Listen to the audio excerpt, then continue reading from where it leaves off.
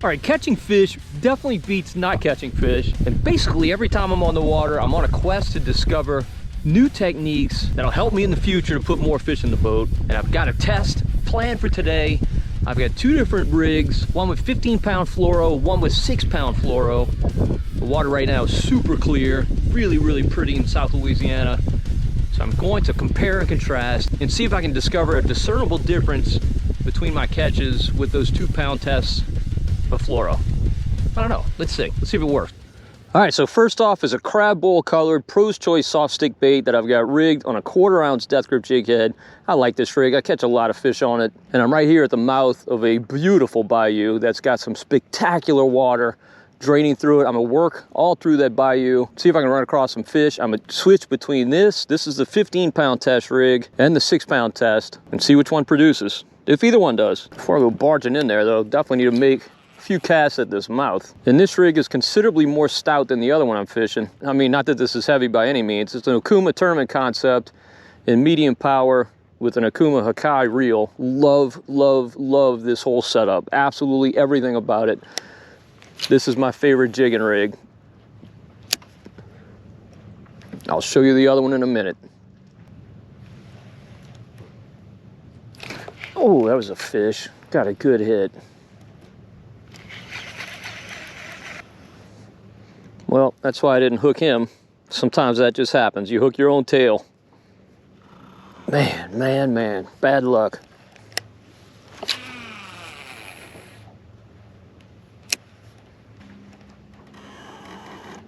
Oh, there's a fish. There's a fish. Speckled trout, I think. Yep, not a big one, but a trout. That's a releaser. Oof. Hooked him outside the mouth, in the eyeball. Sorry, dude.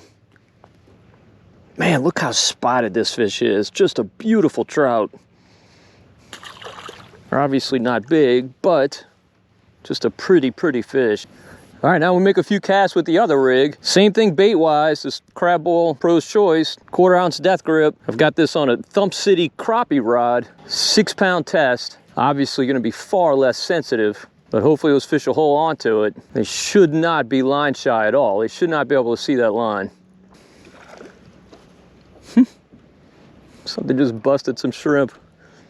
Of course, right after I made a cast. See if he wants a worm.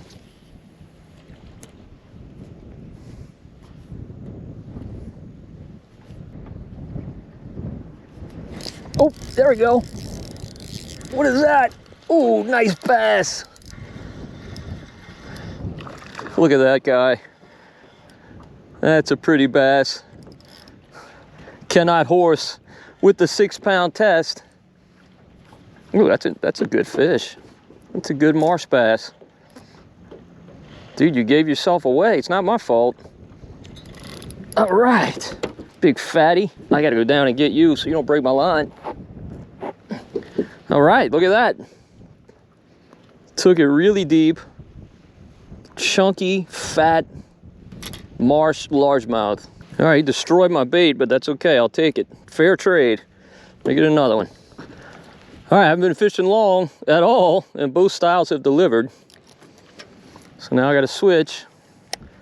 But try and switch with every fish. And it's certainly not quantifiable which one's better. Just gotta kind of go off a feel. All right, let's go exploring this bayou. I'll be bucking this current the whole time because it is ripping out of here. And believe me, that doesn't hurt my feelings one bit. I love that falling tide. Particularly when the water looks like this, just gorgeous.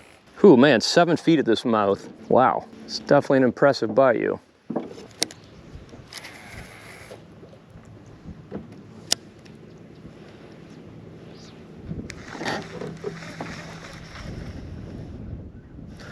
There's one.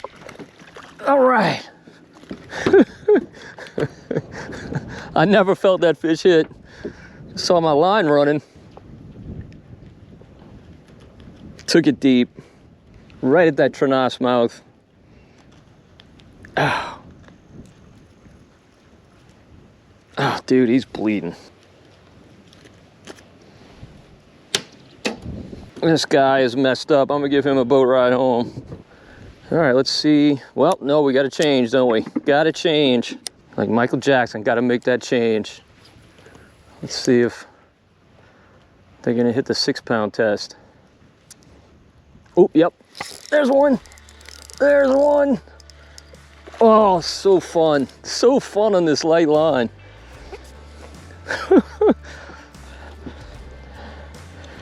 All right, dude. I know you can kind of have your way with me, even though you're not that big. All right, there we go. Unlike your buddy, you didn't take it deep, so you get to swim again.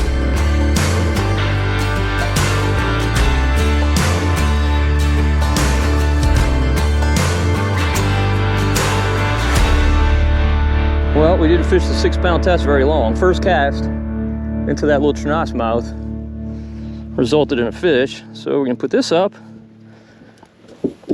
and throw the other one again. I mean, it's just a little crack in the marsh. It's not much. I'm sure there's some bait pulling out of there. Those fish just look for anything out of the ordinary to hang in. It's kind of funny because obviously my sensitivity should be better. Oh, shoot, I missed him. Should be better with this rig. But the fish I caught in that Trinas, with this one I didn't even feel him hit, and then with the other rig I did feel him hit. And I should mention that my main line here is 30-pound soft steel eminent braid. The 15-pound fluoro is just a leader, probably about 4 or 5 feet long.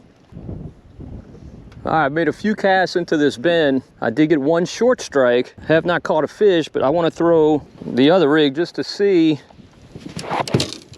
if maybe there are fish here and they're just not hitting because of that thicker line. Don't think that's the case, but how will I know if I don't try? You know, it does make you wonder, those short strikes, do they occur because the fish can see that line? Who knows? To my knowledge, I haven't gotten a short strike yet on this rig, but maybe I did and didn't feel it. No hits in the bend, so let's keep moving on. I think I'm gonna stick with this rig just for a minute. This bayou is just really, really special. I mean, it's super skinny with 7.5 foot depths in these bends. Lots of ambush points for those fish to hang out in. And what made me want to conduct this test, if you've been a long-time viewer, you know my son Joel and I have done a lot of challenges where one of the two of us has to fish with 6-pound tests and ultralight gear and that type of stuff. And it seems like invariably, once you switch to that lighter stuff, you get bites way more quickly. Sometimes you curse it. I remember once I hooked a 15-pound red fishing, I think it was 4-pound test. It took me like 45 minutes to land the fish.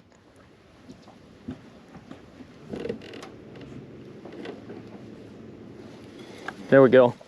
Oh, look at that. Shoot. Look what happened. Oh, goodness. That was a definite fish, 100%. Look at that. Look at that, Todd. You should have retied. Yeah, I mean, I should have retied. What an idiot. I mean, this is sewing thread. I'm fishing sewing thread, and I didn't retie. All right, back in a jiff. All right, I'm back and retied. And I got to tell you, I really want to keep throwing this. I'm getting bites way quicker with this rig. But to keep the test fair, I mean, I'm counting that last one as a fish because it's not the rig's fault that the fish broke off. I mean, it got a bite. It did what it was supposed to do. So I'm gonna switch back to the heavier rig. Let's see how long it takes to get a bite. It's funny even calling this the heavier rig because what I love, well, one of the things I love about this tournament concept is it's, and the Okuma Kai, they're both super, super, super light. Fish these things all day without getting worn out. It's just not as light as that ultralight, of course. All right, I've made a bunch of casts, just cannot get bit with this rig. I'm gonna make a switch back. And this is why this is not empirical, because you don't know if there's just no fish around here. Maybe I drifted out of them. It's impossible to say. You can't make identical casts at the exact same time with the different rigs. I might go just as long without getting a bite with this rig.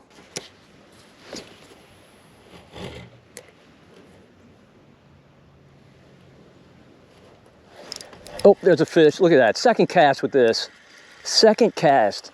Oh, goodness. That's a beautiful bass. Oh, he threw it. I mean, it's difficult to get a good hook set with this light line, but again, that counts as a fish. Wow, that's impressive. That really is impressive.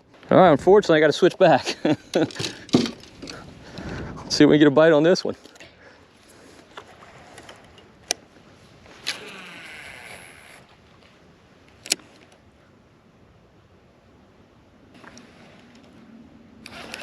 Oh, there's one. All right, there we go. Oh, he missed it as well. Goodness. But counts as a fish. All right, back with the ultralight.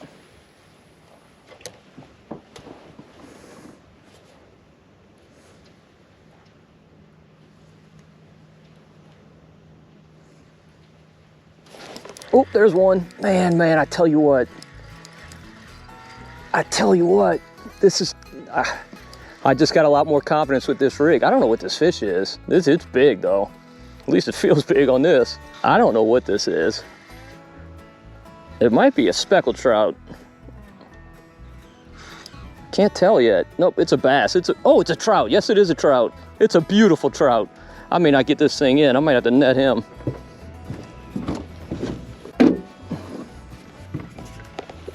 Oh yeah, it's a really good trout. On this 6-pound test, that's a good trout. All right, come on, dude. You gotta show the viewers.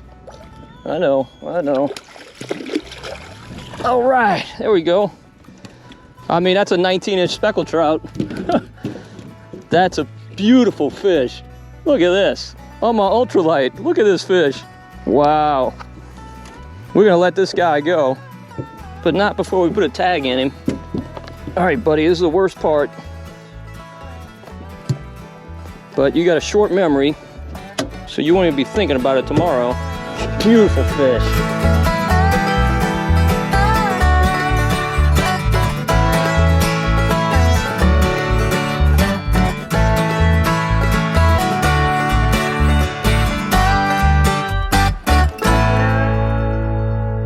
All right, I gotta tell you, I'm absolutely already blown away. The lighter line, without question, is catching fish far better than this. It's like I hate to switch back. I really hate to switch back.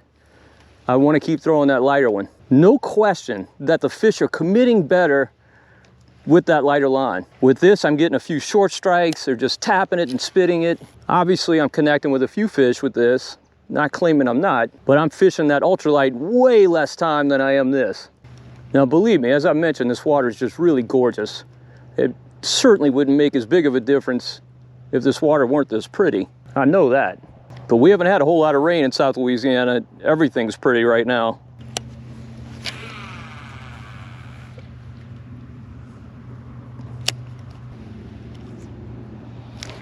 All right, there's one. There's one.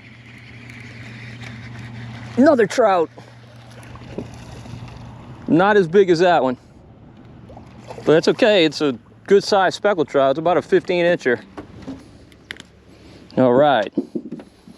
Perfect size to eat. Take him home.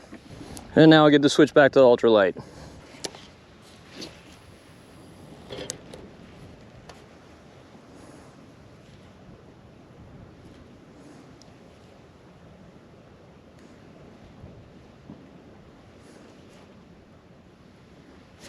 Oh, there we go. There we go. Ooh, what is that? Oh, beautiful speckled trout. Oh, goodness.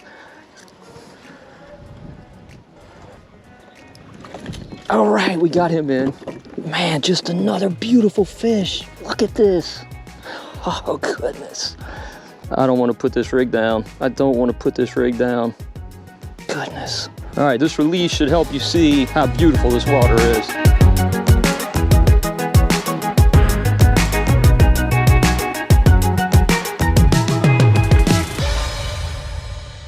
That's some special water. All right, I'm taking one for the team and switching back.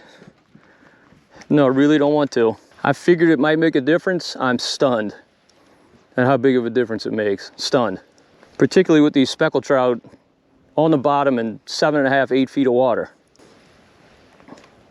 Oh, oh, look at that. Oh, goodness. That fish came up and smacked me. That was not a big trout, but I saw him plain as day.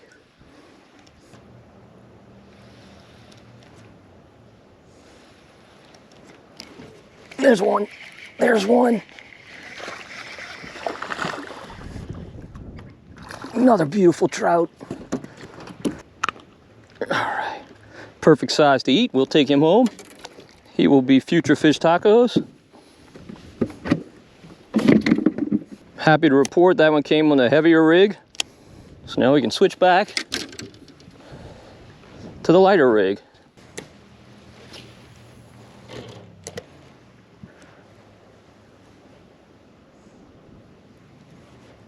Oh, there we go. First cast. First cast. Goodness. Oh, another beautiful trout. Another beautiful trout.